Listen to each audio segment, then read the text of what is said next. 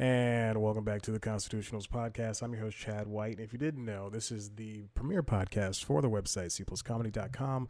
Like I just said, it's a website code there. Really coming in under the wire with this one. I don't know if you can hear this, but I do have my white noise machine on in the background because I don't know if I'm home alone. Because I am insane. And not in the membrane. I am insane. And I need my own space so that I can do this stupid stuff that no one listens to. I'm gonna go ahead and check the microphone back here. It's on cardioid, but the waveforms aren't as big and bouncy as they usually are. Let's see if I just turn it up here. Oh yeah, baby, you can hear everything, can't you? You can hear everything. Oh my gosh! Welcome back to the Constitutionals Podcast. It's been a good minute on doing whatever this is, but now here we are. We're just finishing up. Just uploaded news time very, very late. So Wednesday. News time usually goes up on a Monday, and just didn't get a chance to do that before I needed to. And here we are. So here we are. But it's a good episode. It's about Patreon. Patreon, how it is. I hit my lip on a mic and I got a little bit scared. Look. It's about Patreon and, basically the rise of it and how it started. It's not really a history. It was just Patreon and how these people on here like Chapo Trap House and Easy Allies and Doughboys and all these other Patreon creators, are able to create these empires that they have with this. Chapo Trap House is the number one Patreon per month. So Patreon, what it is you donate money to the creators that you like, and only they get the money. But I mean, they have to give 12%, up to 12% to Patreon, and then of course there's taxes and stuff. But every month, you can give $1, $5, $3, $12, $15, $25, $100, $1,000 to whoever you want. And there's a lot of famous people. There's just a lot of internet people. There's a lot of people like me just trying to make a living. And they found a groove with these audiences, and the audiences want to give them money. So here we are. Chapo Trap House is a far left-leaning podcast, Democratic meaning. It's a Democratic podcast. And I mentioned that because it's a political podcast, but I guess with people that are my age.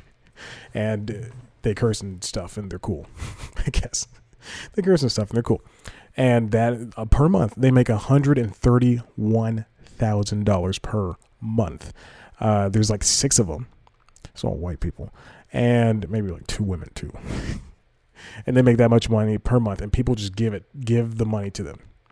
And then of course, if you give money, you get a reward. So people, they shout out your names in videos.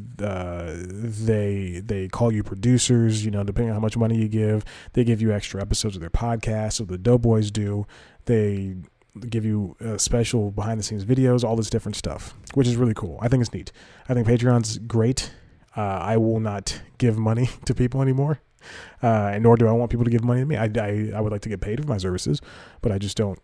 I used to be a Patreon subscriber for a lot of things, and I just stopped doing it because, for one, I stopped following those things.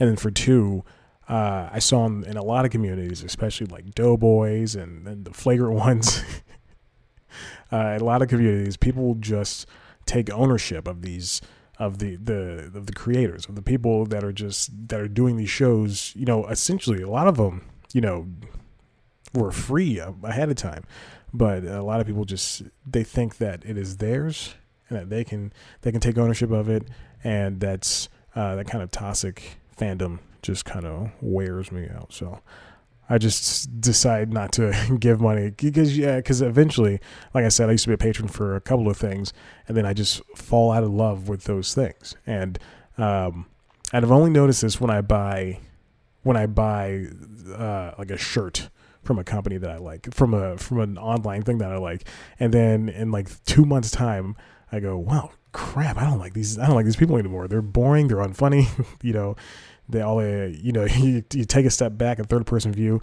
I think I've talked about that before. Same thing happened with me to a bunch of internet things. Rooster Teeth happened to me with Childish Gambino, Donald Glover. I used to be a huge fan, and then you step back and you look at the people who are fans and you go, great for them, good for them. Not that I don't fit in, but I just don't think that I like it anymore. So here we go. Moving on. That's Patreon. So that's the episode of News Time that is yet to be out. It's uploaded right now as we speak. I just uploaded it, and it is probably done processing. Yep, it is. This is a very fast upload. I just can't wait to move into my own apartment. I'm going to have Google Fiber. I'm going to be able to upload and download things in an instant. It's going to be so great. Oh, it's going to be so great. I don't care if I don't have furniture, except for this and then the bed and the desk chair I have over there and my desk. I don't care if I don't have furniture. I just want my own place so I can pay for Google Fiber, so I can be alone and be naked all the time. All right. Let's get on with the first story. Don't have a lot. I just uploaded speaking of uploading things, yesterday I just uploaded the last week's episode of the Constitutionals. Again, couldn't do it because of different things, just not being alone and during the week,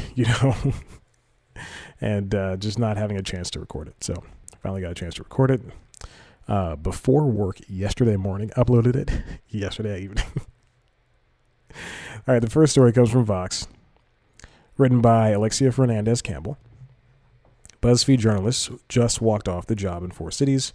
Here's why. I want to give a little bit of advice to her, this Miss Campbell. Just say Buzzfeed journalist walked off the job in 4 cities.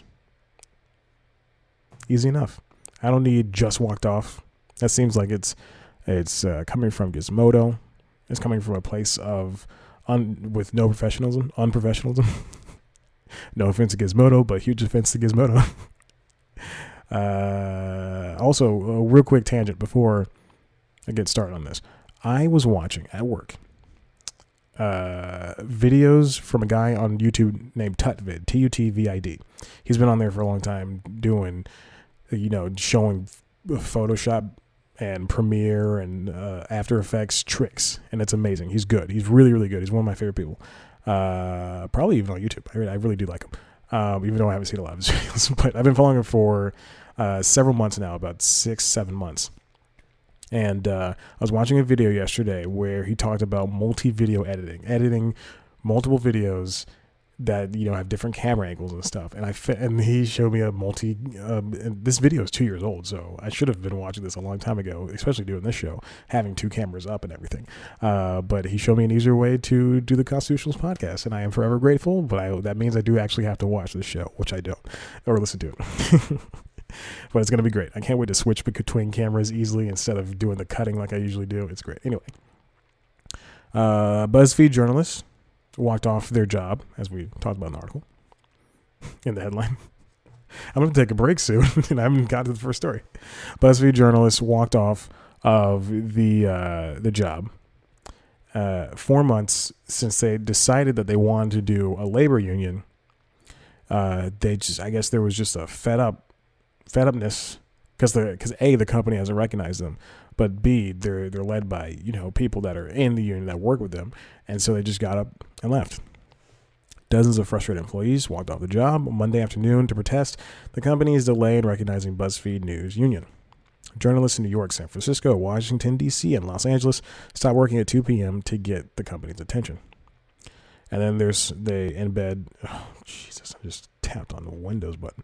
They embed some type of photo Twitter from this guy's Twitter. I don't know who this guy is, but managers at the popular news website, which employs more than 200 journalists in the U.S., have been fighting with union representatives for months about how many employees can join the bargaining unit, according to a statement BuzzFeed News Union shared with Vox. The union, which is represented by the News Guild of New York, says management has been trying to exclude workers they claim are managers or supervisors, even though no employees report to them. BuzzFeed says it's not true. So it's a bunch of he said, she said, which is apparently, I was watching an episode of, for work, Law and Order, and apparently there's a thing called he said, she said, where essentially if someone says one thing, another person says like an opposing thing, like he took my ice cream and he goes, or no, like I saw him take the ice cream, and then he's like, I actually saw her take the ice cream. Then they can't judge on it. I think that's how it happens. But also, that was an episode of Law and Order where in New York, apparently, rape and murder happen every single. I don't know why I'm laughing. Or it happens every single day. It might. Who knows? I don't want to talk about it. It's not going to show. The past few months have been quote unquote tense, according to the union statement, and employees are getting frustrated. Journalists at more than 30 digital news sites have unionized in the past 2 years to secure higher pay, benefits, and severance in a volatile industry that counted nearly 12,000 layoffs last year. And that also includes Buzzfeed itself, which had to lay off a lot of people. New York Times, I'm not sure about Washington Post. Who were the high-profile ones? I know it's BuzzFeed and New York Times. LA Times, most assuredly. I think they're... I don't know. I wouldn't be surprised if the LA Times folded within the next 8 to 10 years. I would not be surprised. Especially since you have to pay to read everything that they write. I like the LA Times. This is not a knock against them, but it is. The news industry is organizing faster than ever. There's a bunch of unions. So you want to unionize. Workers want to unionize in a place where they're not recognized, mostly because, like we were talking about, you want the benefits. You want all this stuff. You want to have assuredness that you have a job position. It's job security, essentially. I know when I worked at UPS, I was leaving one morning. This is so interesting. I was leaving one morning after like doing an overnight work. And in the factory, and I was walking out, and when everybody's walking out, it's a lot like the Flintstones. It truly is. When you see Fred and Barney and the rest of the guys at the quarry, pull on a bird, and the bird goes squawk, and steam comes out of the bird's mouth, and then they all all walk out and leave at the same time. That's exactly what working in a factory is like. And so we were walking out one morning. It's like 9 a.m. And 3 guys from the labor union were there, and they were just handing out papers and flyers and stuff. And I asked somebody who was walking with me. I said, "What's going on?" I was like, "Well, that's the union. You don't want to talk to them." And then I thought, but wouldn't it be pertinent for me to talk to them? Apparently not. So you don't want to do that. But then you hear about you dive deeper into the unions. You hear about people in BuzzFeed and journalists needing unions, and then you hear about the voice actors needing their own union. They need SAG to recognize them. You hear about just all these different types, and it is essentially job security, and that's what you want, and you actually have to side with them versus some guy who works a $9 an hour job. Going, you don't want to be in a party union. It's job security. Since then, both sides have been meeting and arguing about how big the unit will be. Meanwhile, employees are fed up, and they're willing to disrupt. Yeah. So anyway, that's it. Hopefully these journalists get unions. As much as I hate to say it, BuzzFeed is a journalistic company. Oh, Jesus. It is a journalistic company, and they employ journalists. A lot of people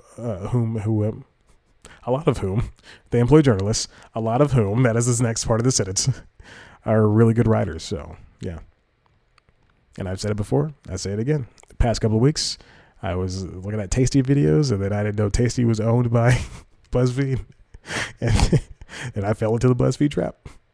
Listen, I'm gonna take a break. We're going to come back with 3 stories that I should have gotten to. Welcome back. It's the Constitutionals Podcast. I always forget to start this gosh darn clock. I don't know if you can see on the camera. I don't know if I switched to it on the camera. I always forget to start this clock. But now it's a good thing I remembered it, because here we are doing this stuff. I'm really behind on my television. What happens is I'll tell you what happens. In the past 3 weeks, or in the past 2 weeks, I've needed something just to put on in the background. And I go, and then one day, I think a week and a half ago, 2 weeks ago, I went, I'm just going to watch Family Guy. And I just put on a random episode of Family Guy. Mind you, I have not watched this show. It was in high school when I stopped watching. So for maybe 8 or 9 years, I just stopped watching the show. So now I have 9 seasons of this show just in the back. And so what I've been doing is every morning I get home from the gym, I get, it's at night when I'm like editing an episode of this show or news time, I just throw an episode of Family Guy. It's the easiest thing to do. It is truly like if I can't decide, like if I need to pay attention to Legion, I need to pay attention to Big Little Lies. But Family Guy is truly just a cartoon. I just throw it on the background, and then I ended up that was that for like 2 days, and then I started watching it. I was like, oh, it's not that bad. It truly is not that bad. I mean, yeah, there's a lot of jokes I don't like. Rape jokes, jokes about the gay community, and it's just not funny. If you're gonna make jokes about any community, it's just got to be funny. And then we'll let you have a pass. It's true. All right, this next story. From Variety, written by Gavin Bridge. I don't know who that is. Oh, there's spit on this. Ugh. My mouth touched the microphone and there's spit. Vice Media digital makeover triggers traffic slide. Then the last episode of this show that was recorded nigh upon 36 hours ago. No, because it was like 7 in the morning. It was like 8 o'clock in the morning. How many hours ago was that? 36. And then now it's 5:16. So 38 hours ago? Who cares? I talked about just Vice and also something racist that happened to me at SunTrust Park. Atlanta's baseball stadium in Cobb County with all the racist white people who don't want MARTA to come up there to them. That's why they brought the Braves up there. Anyway, true story. I talked just about Vice and how their partnership with HBO is kaput.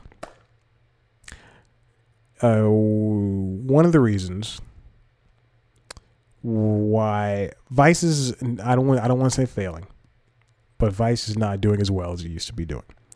Maybe it's lost its punk edge. Maybe it's becoming, part of the corporate world, which is kind of already did because it was bought by, it was partnership with HBO, which is, now owned by AT&T, which was Warner Bros. Whatever, and it was bought by Disney. So, it had all these partnerships, and for it to be this punk thing in a world where they began as a punk thing, and now they're in a corporate world, it's very strange for them. But anyway, they canceled all their verticals, and they moved everything to Vice proper, with the exception of Broadly. I'm not entirely sure. Let's look at Vice.com. I was actually on Vice.com earlier this week. It was during work hours. Yeah, so they have Vice, Vice News, Vice Land, ID, and Broadly. But everything else is under the Vice proper website. So you can't go to noisy.com anymore. I don't believe. They just have music. Yeah. But it's still referred to as Noisy. See? Still referred to as Noisy. But once all those verticals disappeared, this is going to be very interesting because Vice's traffic dropped by 49% in April. But the traffic for Vice, and this is from the article, Vice.com itself tumbled 18% to 33.4 million unique visitors in the U.S. That number rebounded last month to 35.6 million, but remains 13% lower than the Vice.com stat for March. Very important. A Vice spokeswoman, attributed the decline to a reduction in the amount of content being produced for Vice.com in April, while the staff focused on revamping the site as part of the removal of the verticals. Here's her quote. The drop-off stemmed from, quote, editorial being directed to build a platform for the new Vice.com with output in flux, which led to numbers falling. Who added? Spokeswoman said, who added that the increase in May, quote, shows the trajectory we are confident will continue now that the new platform is launched. Vice is moving. This is not anything new. They're moving to video, which is what a lot of journalism-based things are doing. New York Times' output of video is increasing. The Atlantic, New York Post, Washington Post, everybody's video is being increased because that's the best way. A lot of people don't read anymore, and that's the easiest way to reach somebody. If you post something on Instagram, it's got to have a video or an interesting picture. There we go.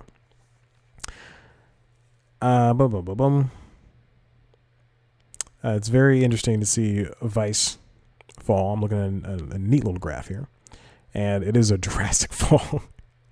It used to be like they had partner traffic up here, and it fell. It's a sharp decrease from 2017. This is a long article, and truly, I don't want to keep going over it. But just know, Vice is. If this keeps going lower, Vice is going to have to make more cuts. I think they fired a couple of people, and they definitely did fire some sexual harassers. Some sexual harassers up in there. They're trying to make it less of a boys' club. They're trying to be a little bit more open, but there was I think I talked about this before, a documentary I saw about Vice, or something I read about. It was a feature I read about Vice where, I think I watched a documentary too, where they said not only was it a boys' club, but it's a place where you're forced to make deadlines that just couldn't happen. That's why Dacis and Miro left. I wish you the best, Vice. I said it in the last episode. Just tone down the talk about drugs and sex and just be a little bit more professional about it, and I swear everything will get better. This next one comes from Vanity Fair. It's about Booksmart and late night. And what happens after Booksmart failed after it released at the box office. Critically, it was a darling. And Late Night's coming out this weekend, so we're going to see what happens with that. This is written by Nicole Sperling, titled Booksmart, Late Night, and the Fate of the Female-Fronted Comedy. I really love this title of the article. Booksmart is a movie starring Beanie Feldstein and Caitlin Dever. Excuse me. I just really misread her name. And it's directed by Olivia Wilde, and it came out last week. And essentially what the article boils down to is distribution. Distribution matters, especially with an indie comedy led by women. So what happened was this movie was released to 1,500 theaters. I think it was 1,500. I read this earlier today, so it was released. It was essentially what it was. It was given a wide release. And it didn't do too hot. This is from Megan Ellison. I think her name is Megan Ellison. Megan Ellison, yeah.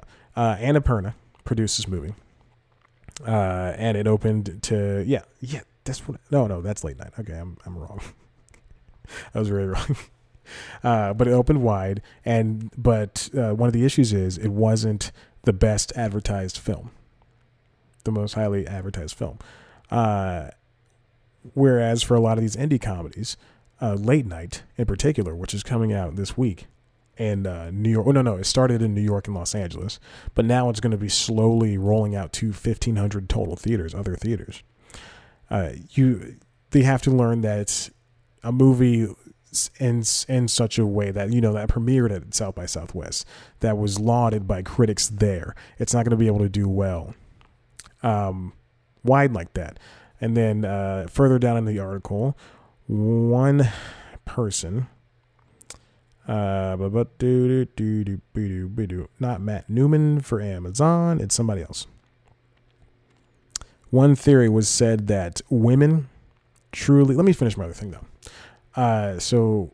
The basis is, the idea is, if the movie was given, just a couple of hundred theaters and then slowly rolled out to the nation, it would have done better.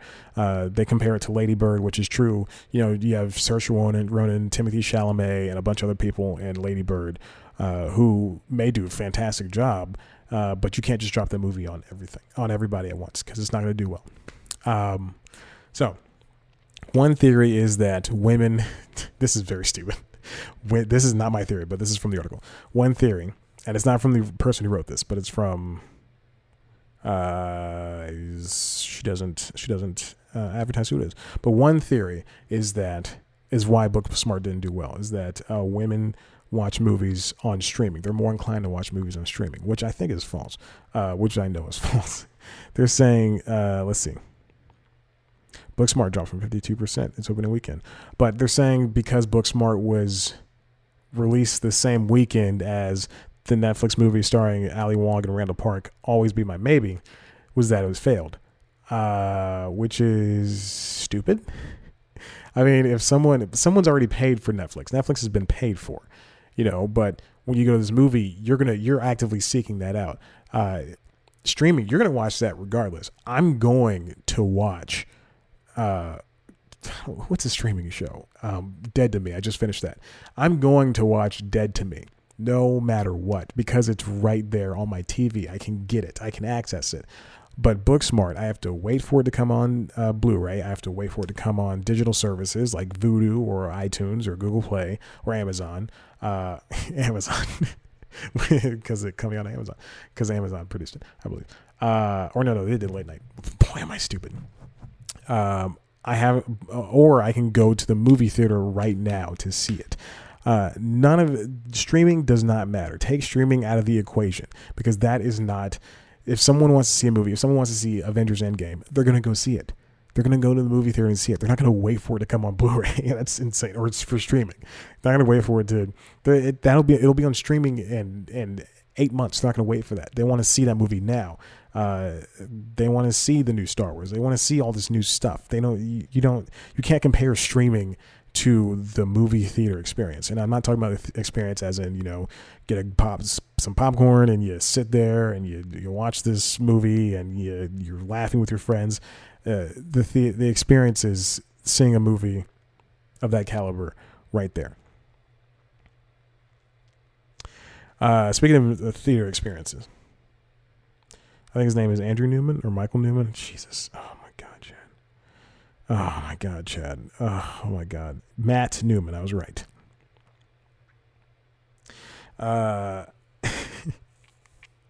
He's talking about, that was my eyeball, if anybody was wondering. I was rubbing around my contact. He's talking about how late night people want the theatrical experience. They want to see Emma Thompson and Mindy Kaling and the rest of the 7 other white guys in this movie. They want to see them. They want to see that. They don't want to wait for streaming for that. Nathan Kane, producer of Always Be My Maybe, says that the hypothesis about streaming versus going to the theater for these female-led comedies is stupid, and that women spending more time watching streaming movies is stupid, which it is. It's dumb. It doesn't make sense. So yeah, I mean, no, we know the reason why Booksmart didn't do well. It's because it was thrown into the deep end. You throw me into the deep end of the pool, I will die. But if I can start in 3 feet and then work my way up to 5, I'll be good. Last story. This comes from Variety again, my good friend Michael Schneider. Samantha Bee isn't thrilled to be the last woman standing in late night. This is a very great piece that was written. Talking about how Busy Night with Busy Phillips was canceled. Sarah Silverman, I Love You, America was canceled. Michelle Wolf's The Break was canceled. And Robin Thiede's The Rundown was canceled. And Chelsea Handler's Netflix show, Chelsea, was canceled. I think her deal is ended. She was supposed to do so much after the cancellation, but whatever. Samantha Bee talks to this person about how difficult it is, how it sucks to be the last female in late night, and she truly is, and how she kind of has a target on her back at this point. But I don't, if TBS is smart, they won't do anything. They'll just say, hey, you know what, we love you, Samantha Bee, keep going.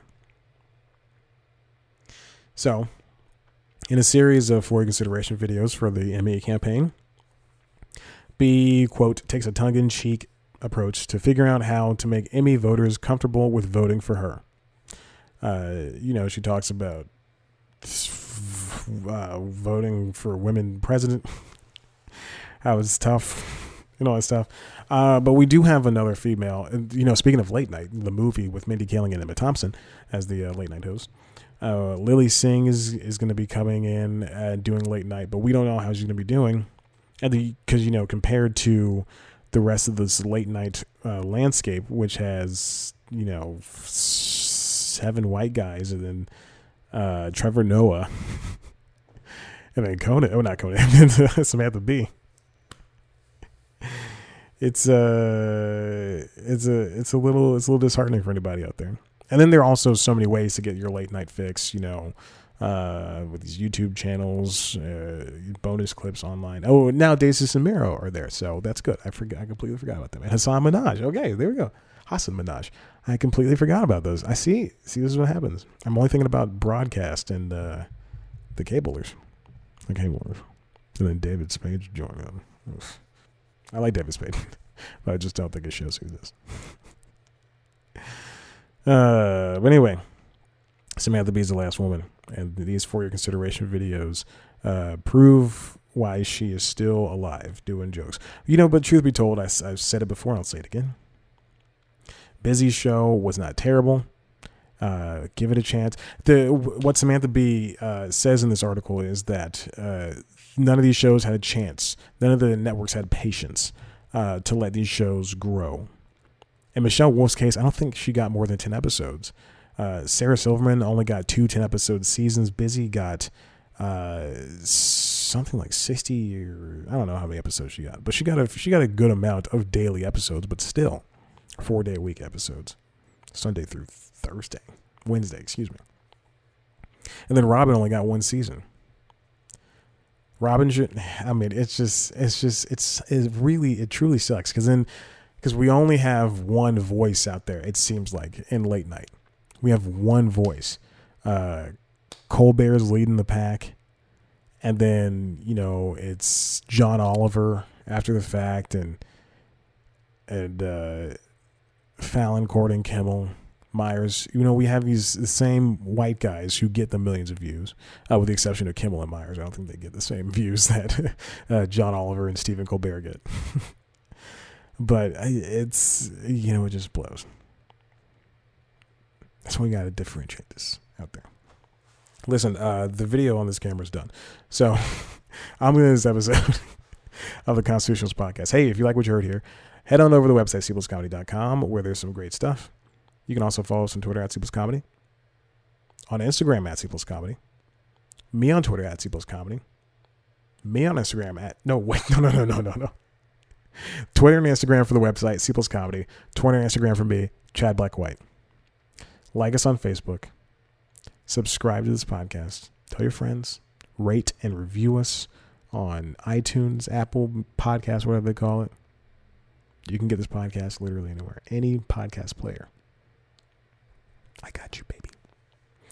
And go watch News Time. If you want to see a video version of the show, head on over to youtube.com/cpluscomedy, where you can also watch News Time, which is the show I talked about for 40 minutes up top. Thank you for listening. I very much appreciate it. You're the best. I love you. My nose itches. Goodbye.